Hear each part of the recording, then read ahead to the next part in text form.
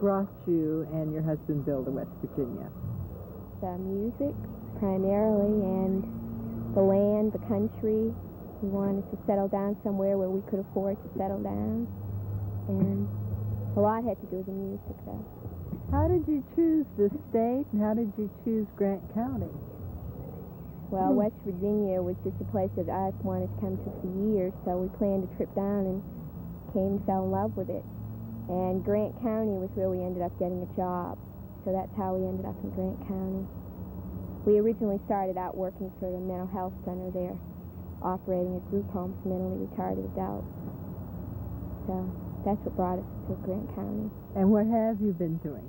For the past 2 years, we've been doing a artist in residence program for the Grant County Arts Council in traditional music. Have you made any attempt, in addition to featuring local residents in concerts, have you made any attempt to preserve their music for future generations?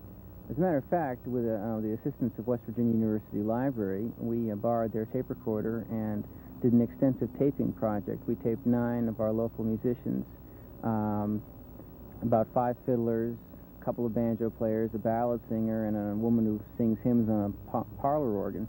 And the tapes are going to become the property of the county in the library, as well as the property of the West Virginia University Library, the Library of Congress, the musicians themselves, and then I'm getting a copy of the tapes as well. So, yes, we have done some taping and documentation of our musicians here. We think of artists in residence really as teachers. Have you learned anything? I would say we learned quite a bit while we've been here.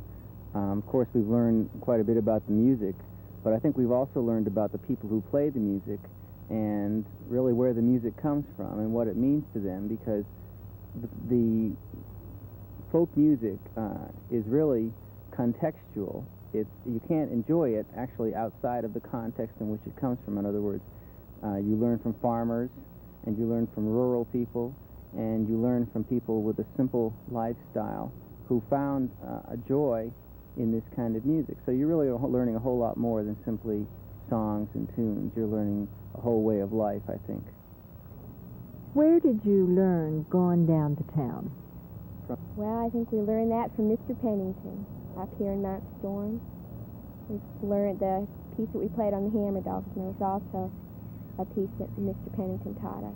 And that is? Money in Both Pockets. And we met somebody down our way that plays it a couple of years later, and he calls it Taters with the Gravy on them.